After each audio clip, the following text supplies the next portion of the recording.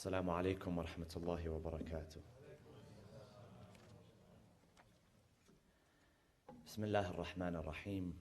الحمد لله رب العالمين، نحمده ونسبحه ونقدسه على آلائه ونعمائه، ونشهد أن لا إله إلا الله وحده لا شريك له، إلها واحدا أحدا فردا صمدا حيا قيوما، نؤمن له بالربوبية ونقر له بالعبودية، من يهد الله فهو المهتدي ومن يضلل فلن تجد له وليا مرشدا،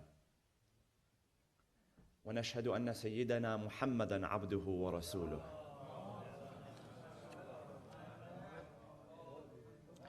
أرسله بالهدى ودين الحق ليظهره على الدين كله ولو كره المشركون. اللهم صل وسلم وزد وبارك وترحم على محمد وآل محمد كما صليت وسلمت وباركت وترحمت على إبراهيم وآل إبراهيم في العالمين إنك حميد مجيد.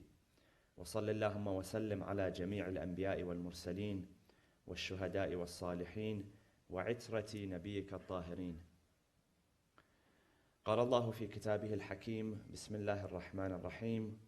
الله ولي الذين آمنوا يخرجهم من الظلمات إلى النور والذين كفروا أولياؤهم الطاغوت يخرجونهم من النور إلى الظلمات أولئك أصحاب النار هم فيها خالدون. صدق الله العلي العظيم. وصلوا على محمد وآل محمد.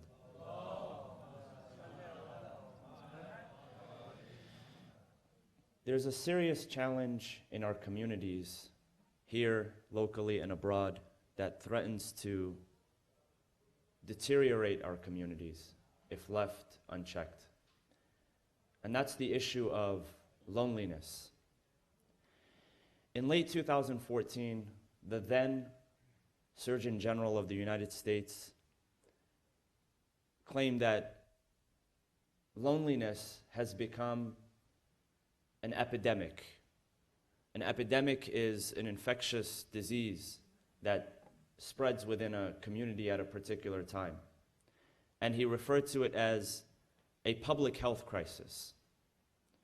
Because if left unchecked, loneliness leads down the road of depression, anxiety, different mental health disorders. And what he mentioned was that the way that we address the crisis of loneliness is, number one of the areas that we can look at is the workplace. And today, the word culture or corporate culture is a buzzword or a buzz term. When you think about culture in the workplace, and what I mean here is not how companies, let people work from home or provide, free haircuts or babysitting or anything like that. That's the superficial type of culture. Culture here refers to the shared attitudes, beliefs, and aspirations of that group, of that community, that corporate environment. And he said that if you look at the workplace can either be a place where the challenge of loneliness increases as a crisis, it becomes magnified and it increases, or it can be a place to remedy that. So it's very interesting because not only is it a phenomenon that we find here locally, it's something that also takes place abroad in different countries around the world. I came across an article, and maybe some of you are familiar with this idea, that in Japan, they noticed a rise, an increase in the amount of elderly people who were committing petty crimes just so they can land in jail. So they started looking at the numbers, they started analyzing, why is this happening? Why is there an increase in senior citizens who are committing petty crimes? And so they did an interview with one of the gentlemen who was in his, I believe he was in his 80s, close to his 90s, great health, great shape, has a few more years to live. But they asked him, they said, what did you do? How did you land here? And why did you do it? And so they had realized that his pension had ran out. And he could not afford to live on his own. And he really didn't have anybody to support him. So he thought that it was more affordable for him to land in prison, where the government would pay for his bed, would pay for his meals, would pay for his health care, than to live on his own. So they asked him, they said, how did you do it? He said, I didn't know what to do, so I just, I took a knife with me and I went to a parking lot and started threatening people, until one of those people actually called the police. And he realized that living inside of a prison is more affordable, it's more feasible than living outside on his own. But that's just one person. I mean, most of the cases that they analyzed had nothing to do with affordability. It was the fact that many of these elderly people were living alone in their homes. They had no family, no one to take them in. And so they felt lonely. So think about that. The pain of loneliness forces them to perform a petty crime, a theft. Sometimes it's something as simple as stealing fruit from a supermarket and trying to run out of the door with it. It's humorous when we think about it in that way and try to envision it. However, it reflects a deep existential pain that exists among people. The pain of loneliness is worse than the pain of, say, being incarcerated. So it allows us to think about the idea of freedom from a different aspect. When you think about freedom, the lowest, I guess, level of freedom is mobility, being able to move from one place to another. You have the power to move, and sometimes we take that for granted. You're in a country where you're able to actually travel from one place to another without anyone particularly bothering you. And the Quran describes the Prophet Yusuf in that fashion, that when we empowered him, when we gave him a power, وَكَذَلِكَ مَكَّنَّا لِيُوسُفَ فِي الْأَرْضِ يَتَبَوَّأُ مِنْهَا حَيْثُ يَشَاءُ. That the fact that he was able to travel from one place to another in the land and live wherever he chose, يَتَبَوَّأُ مِنْهَا حَيْثُ يَشَاءُ, wherever he chose, wherever his preference was, that was a sign of empowerment, that was a sign of freedom that he enjoyed. So, we tend to think of freedom in terms of mobility, being able to move from one place to another or live in one place or another. But on the other side of the world, for some people, they are willing to risk that freedom of mobility because the pain of loneliness outweighs the pain of immobility, not being able to move from one place to another. And it's a very interesting perspective. And you notice that sometimes this happens in terms of the transition, military people, service people who are transitioning out of the military into the workplace, into the corporate world. That loneliness begins to strike because in the military there's this sense of working with one another. You can't be a lone wolf. If you're a lone wolf, it doesn't matter how talented you are, it doesn't matter how strong you are, it doesn't matter how much training you've done. It's about being part of a group. So there's a brotherhood there. There's a camaraderie. And one of the challenges facing people who transition out of the military into a regular workspace in the private sector is that feeling of camaraderie, that feeling of togetherness, that feeling of brotherhood and sisterhood. So the Surgeon General, he goes on to say that, he says, we live in the most technologically connected age in the history of civilization, yet rates of loneliness have doubled since the 1980s. Doubled. Even though we live in a very connected age. There was a theory in the 1990s brought up by an expert, a British expert, Robin Dunbar, and it's called Dunbar's number. And what it suggests is that human beings at any one time can only manage about 150 relationships. That's the threshold. And they took data, they studied the brain and how the brain works and how the brain interacts with people here and there, and they said 100, and this expert said 150 is the number. So whether you're connected on, say, social media to 150 people or 150,000 people, it doesn't make a difference. Once you get beyond 150, you've reached your threshold. And this was in terms of socially manageable relationships. Now, you might have relationships that are not very socially manageable, but that tells you something about the human being, that there's bandwidth.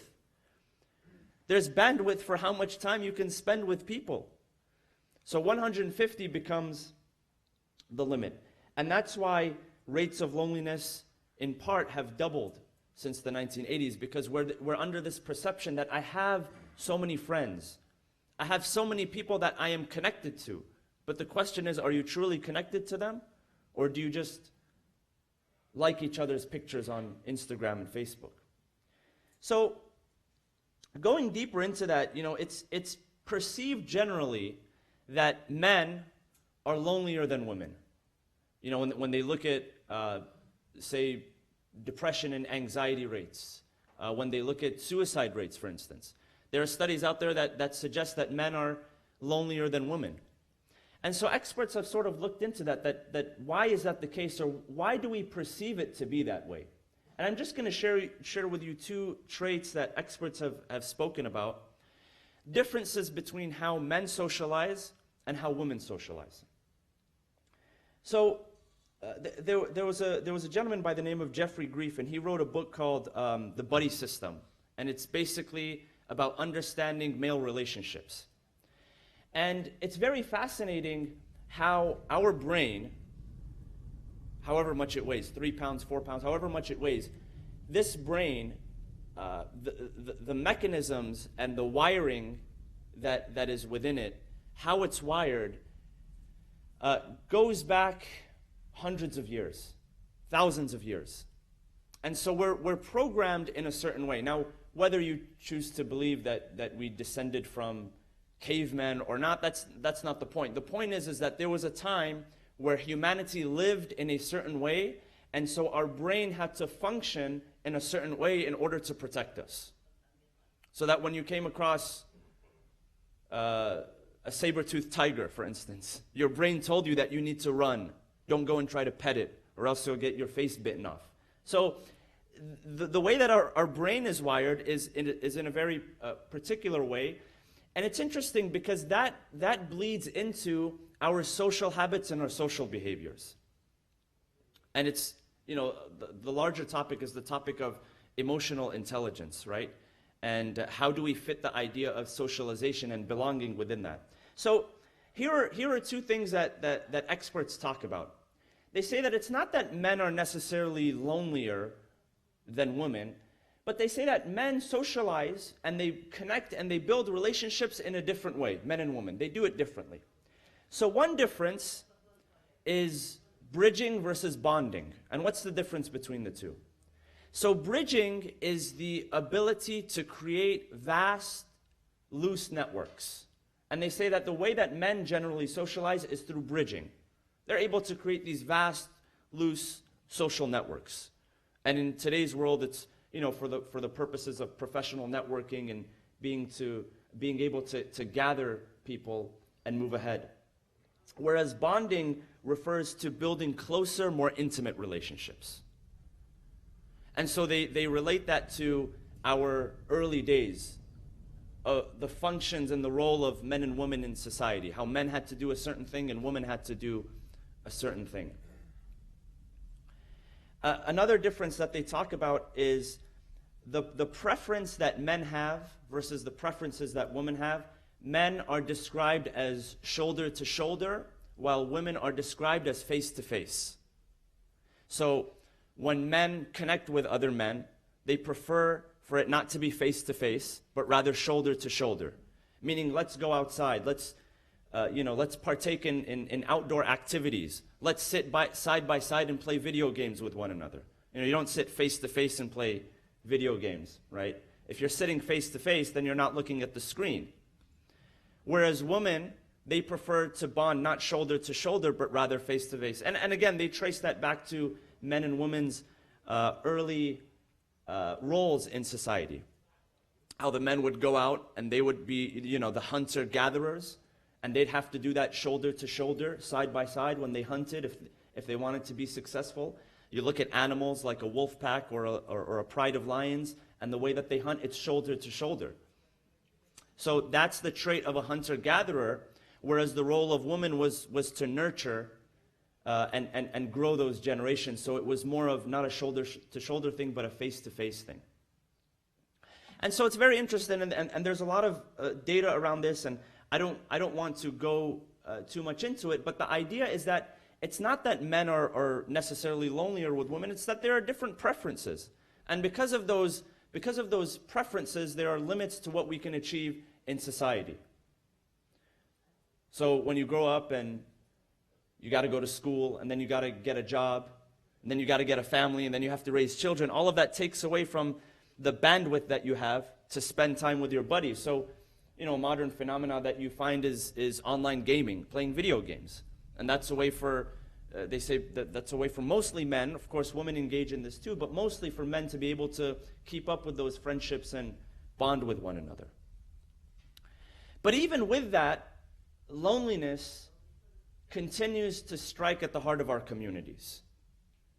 So the idea is that because it's more shoulder to shoulder and less face to face, there's less opportunity for men to be able to truly address their feelings if they're struggling with something, such as loneliness, such as anxiety, such as not being able to move forward.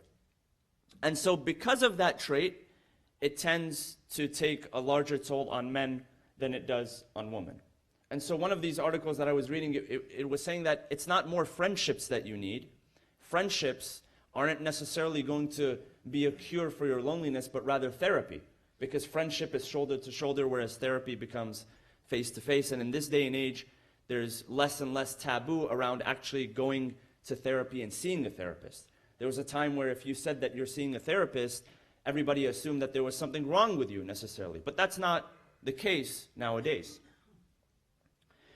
So when you think about loneliness from an Islamic perspective or from a Quranic perspective, there are a couple of stories that come to mind. Number one is the story of the Prophet Yusuf, alayhi salam. And we know that Yusuf spent a lot of time in solitude, in solitary confinement. There was a period of time where he felt lonely. And there are two specific episodes. One is, of course, him spending time in the well, where his brothers threw him into the darkness of the well. And the other was in prison, the time that he spent in prison. Now, here's something interesting. There's a difference between the two episodes. In one of them, the loneliness happened unwillingly. It was not his choice. The other one, it happened willingly. It actually was his choice. So when he was thrown into the well, it wasn't his choice. It was something that his brothers forced upon him. However, when it came to his prison time, the time that he spent in prison, what did he say? They said, look, you can be free and you can enjoy life with us. You just have to live the way that we live and agree with our values and enjoy the things that we enjoy. What did he say? He said, قَالَ رَبِّ السِّجْنُ أَحَبُّ إِلَيَّ مِمَّا يَدْعُونَنِي إِلَيْهِ. That, oh Allah, you know what they're inviting me towards. You recognize the nature of the evil that they're asking me to partake in. If this is the choice that I have to pay, if this is the choice that I have to follow through with in order for me to maintain my freedom, then I would rather choose prison over freedom. Why? Because with prison, I can maintain my dignity. I don't have to violate my values. I don't have to live a devious lifestyle. But you pick up one end of the stick, you pick up the other end of the stick. I mean, you having good intentions, great intentions, sometimes we think that just because I do the right thing and I'm going to be free of all of the consequences and I'm not going to suffer. No, there's still going to be suffering, but there's a meaning and an understanding to your suffering, right? So Yusuf went into prison knowing exactly what to expect. He knew that it wasn't going to be pretty. So the Quran does offer us in terms of the idea of loneliness and the attitude that we need to have, the mindset that we need to have, there's a very powerful lesson in that. The fact that he picked prison over that lifestyle. You know, in the Bible, there's a quote that says that bad company corrupts good character. So sometimes people get bored, and out of boredom, the reason why they hang out with the people that they're hanging out with isn't because of values and principles, it's because of boredom. Because there's a certain activity that bonds them together, and if you snip the cord of that activity, there's no relationship anymore. And that's the case a lot of times with people who get together, just to drink alcohol, for instance. As soon as alcohol is not in the question anymore, as long as it's not in the formula anymore, that's it, there's no friendship. And these days, I don't know if you've heard, but these days a growing trend is the emergence of sober bars.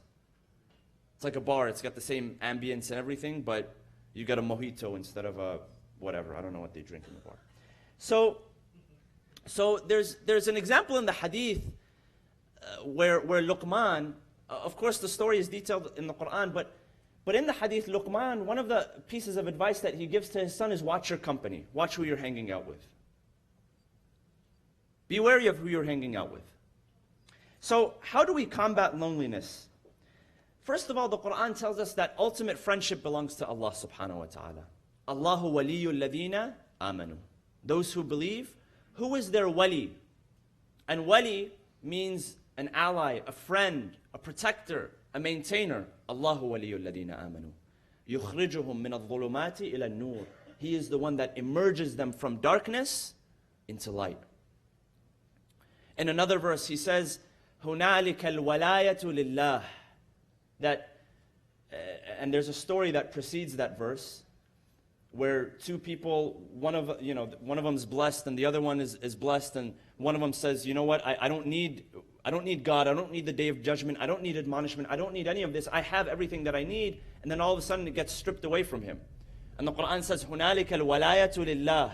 At the end of the day, true protectorship and allyship belongs to Allah subhanahu wa ta'ala. And the difference between the word walaya and wilaya with a kasra refers more to guardianship and authority, whereas walaya with a fatha refers more to friendship and allyship. So it's very interesting because there's a narration that I want to share with you from Al-Imam Amir al-Mu'mineen salawatullah wa salamu alayhi. He says the following. He says, عليكم بالإخوان فإنهم عدة في الدنيا والآخرة. ألا تسمعون إلى قول أهل النار فما لنا من شافعين ولا صديق حميم.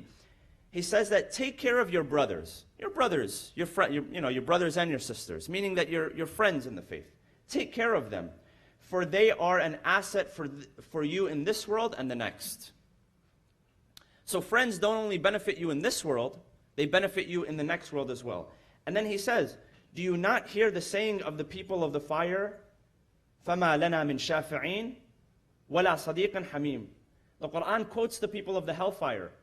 They say that we have no shafi'een, meaning no intercessors, no one to intercede on our behalf, nor do we have any loyal friends. Think about that. Their concern is not my skin and my flesh and my bones are burning, it's I don't have any friends. Even the Quran tells us about the pain of loneliness. So Imam Ali alayhi salam says, treat them well. They might not be able to benefit you in any way in this world, but remember that those people who maybe monetarily or financially can't benefit you in this world, they'll be the ones to benefit you in the hereafter, because they will intercede on your behalf. So, what are a couple of practical steps? I'll talk about 3 practical steps. And number 1, and here I'm not talking about combating severe depression and anxiety, issues that need help from a mental health professional. Here I'm talking about simple loneliness, the feeling of loneliness. Number 1 is the institution of prayer. Jum'ah. The word Jum'ah, which we use to describe the word Friday, or we call it Salatul Jumu'ah. Jumu'ah means the gathering, to gather people. See, everything that's being said here, you can go online, it's being streamed online right now, and you can hear this from the comfort of your own home, or your car, but you choose to come here. You choose to gather. Because in gathering, there's strength. There's a bond. You know, for me, I honestly, I have to share this with you. It's personal, but for me, I consider this a privilege and an honor for me to be here. It is. And every time my father travels, you know, there's a splitting of responsibilities between my brother and I. And the older brother is supposed to, you know, get the choice, but I always jump on Fridays. It's not because I like the microphone, I promise. I try to keep as less time as I can on the microphone. It's because I get to shake hands with people, even if it's 10 seconds or 20 seconds or 30 seconds. And it brightens up my entire week. There's energy that comes from good people. So number one is Jumu'ah. Get out of your house. Go and gather in places where there's good energy, where there's good faith. Number two is a tradition that most people have forgotten about, that our hadith tells us about. It's called Ifsha'us Salam. To initiate salam. To initiate the salutation. And there are a couple of ahadith about that. One hadith says, قال رسول الله صلى الله عليه وآله وسلم, this is from our holy prophet Muhammad صلى الله عليه وآله وسلم. He says, لا تدخلون الجنة حتى تؤمنوا. You will not enter the garden until you believe. ولا تؤمنوا حتى تحابوا. That you will not believe, or your belief, your iman shall not be complete until you love one another. So you have to love one another in order for your belief to be complete, in order for you to enter the paradise. أَوَلَا أَدُلُّكُمْ عَلَى شَيْءٍ إِذَا فَعَلْتُمُوهُ تَحَابَبْتُمْ. Should I not point you, the Prophet says, should I not point you in the direction of something that if you practice it on a consistent basis, it will increase the love between you? أَفْشُوا السَّلَامَ بَيْنَكُمْ. Initiate the salam between one another. The moment that you give peace, that you come and salute someone with the intention of peace, you're automatically creating a bond of love between you and that person. You are automatically increasing your iman. You are automatically increasing your chances of entering the paradise. Another hadith says, إن الله عز وجل قال, and this is from our sixth Imam, Al-Imam As-Sadiq alayhi salam, he says, إن البخيل من يبخل بالسلام. The greedy person is the one that is greedy with his salam. Doesn't initiate salam, does not say salam to people. You know, even from a social aspect, giving salam, giving salutation, saying hello to people is so powerful. Some of the best, it's surprising, you'd think that some of the best companies out there, they're rated the best companies because you know, they have the greatest service, or they have the greatest type of food or whatever, or amenities. It's not because of that, it's because of their customer service. If you read about the Ritz-Carlton, which many consider one of the greatest, if not the greatest hotel chain in the world, they teach their guests, they teach their team members that if a guest comes within a 10-foot radius, you raise your hand. Afshu salam, this is a salutation. And if they're within a 5-foot radius, then you say hello. You don't wait for them to say hello, you say hello. Top of the line service. So socially, it's something that's powerful because it's a way of providing people with acknowledgement. All of us, we want acknowledgement. When you look at our needs, our social needs, our psychological needs, our physiological needs, up there on the chain is acknowledgement. So salam is a form of acknowledgement. So number one was what? Congregation. Number two is initiating salam on a daily basis and making it habitual. And the third is tazawur, visiting one another.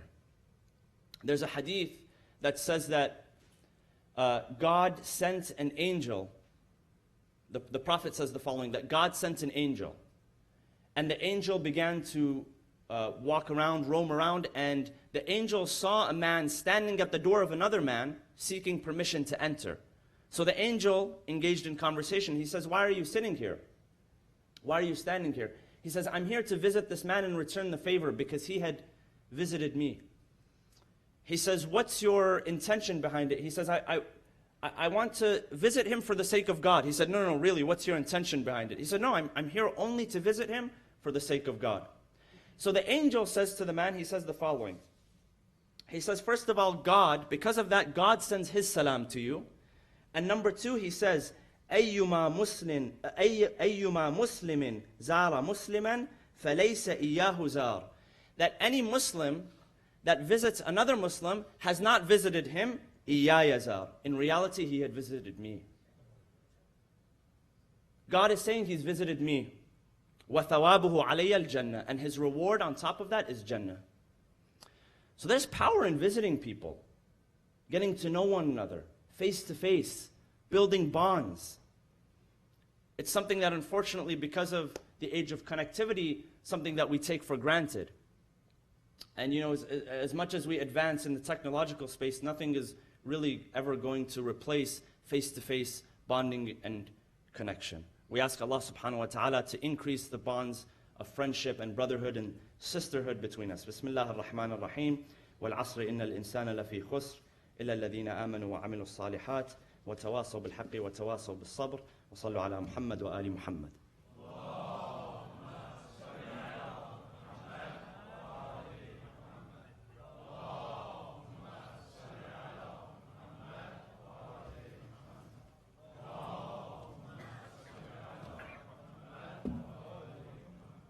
بسم الله الرحمن الرحيم.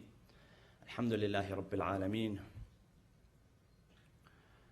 نحمده ونسبحه ونقدسه على آلائه ونعمائه ونشهد أن لا إله إلا الله وحده لا شريك له ونشهد أن سيدنا محمدا عبده ورسوله. اللهم صل وسلم وزد وبارك وترحم على محمد وآل محمد كما صليت وسلمت وباركت وترحمت على إبراهيم وآل إبراهيم في العالمين إنك حميد مجيد. وصل اللهم وسلم على أوصيائه وعترته وأهل بيته علي أمير المؤمنين وقائد الغر المحجلين وعلى البضعة الطاهرة فاطمة الزهراء سيدة نساء العالمين وعلى سبط نبي الرحمة وسيدي شباب أهل الجنة الحسن والحسين وعلى علي بن الحسين ومحمد بن علي وجعفر بن محمد وموسى بن جعفر وعلي بن موسى ومحمد بن علي وعلي بن محمد والحسن بن علي والخلف الهادي المهدي عجل الله تعالى فرجه وسهل مخرجه وجعلنا من أنصاره وأعوانه. عباد الله أوصيكم ونفسي بتقوى الله عز وجل. I'd like to share a couple words with you and promptly, and as it is a tradition every year as we approach the days of Christmas, I like to share with you some of the wisdoms of the Prophet Isa alayhi salam from the Islamic tradition. There are many ahadith that are actually not even found in the Christian tradition that are related in the Quran and in the hadith. So one of those traditions speaks about, it describes to us the birth of Isa alayhi salam, of Jesus. It says the following. It says that when Jesus was born, the devils came to Satan. So you have Satan, right? You have the granddaddy Satan, you have Lucifer, and then you have the devils, the shayateen, in plural form that the Quran talks about.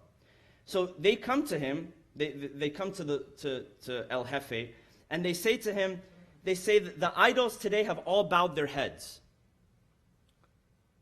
The idols have bowed their heads. Satan said, something has happened in your world. Something's happened for the idols to bow their heads. So he travels all around the world and he finds nothing. Finally, he comes across the infant Jesus surrounded by angels. And so he says the following. He said, he returns to the devils.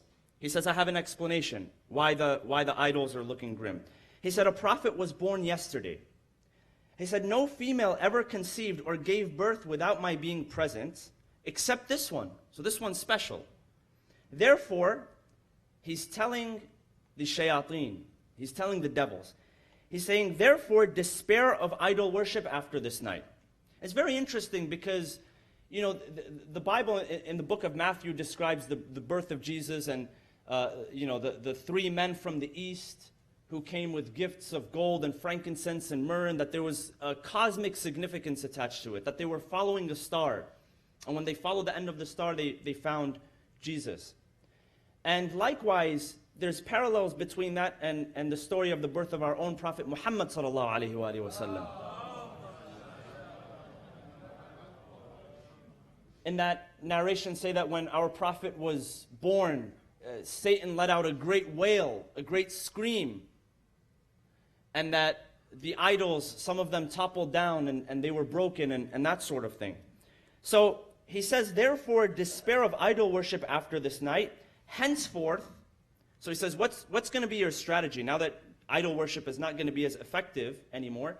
henceforth seduce men by exploiting two things: their hastiness and superficiality. So you think idol worship is bad? It's not idol worship. It's hastiness and superficiality. The things that we want right now. And a superficial nature, keeping up with the Jonases. You know, I try not to spend a whole lot of time on social media, but every once in a while, you got to serve the itch, you know. And so what I find so, and I don't know if it's even right to say entertaining, because you don't know whether to laugh or cry, is these videos that come out after Black Friday of people elbowing one another and punching one another over a $200 TV. Superficiality, hastiness. What's the big deal? These sales are going to stay until the end of Easter. And we think it's one night. And when you think about it, that's modern day idol worship. It's not an actual idol that you bow down to. I mean, that's old school. That doesn't work anymore. People have evolved. And so the Satans have evolved as well. And so, that idea of getting back to our roots and understanding that, yes, it's a festive celebration, and it's okay to be festive, but not to take on the superficial nature of things, not to take on the hasty nature of things where we want everything right away.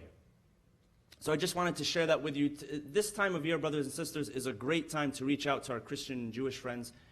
People who are celebrating Christmas, people who are celebrating Hanukkah. I'm not going to tell you to say Merry Christmas. I know I'm going to get a lot of complaints after that, so you do whatever feels right for you.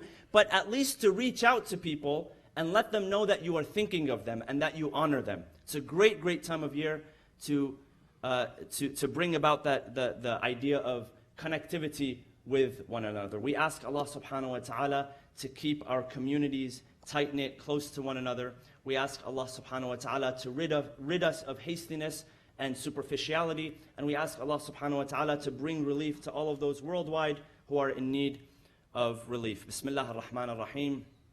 اللهم اغفر للمؤمنين والمؤمنات والمسلمين والمسلمات الأحياء منهم والأموات تابع بيننا وبينهم بالخيرات إنك مجيب الدعوات إنك قاضي الحاجات إنك على كل شيء قدير برحمتك يا أرحم الراحمين وصلى الله وسلم على سيدنا محمد وعلى أهل بيته الطيبين الطاهرين.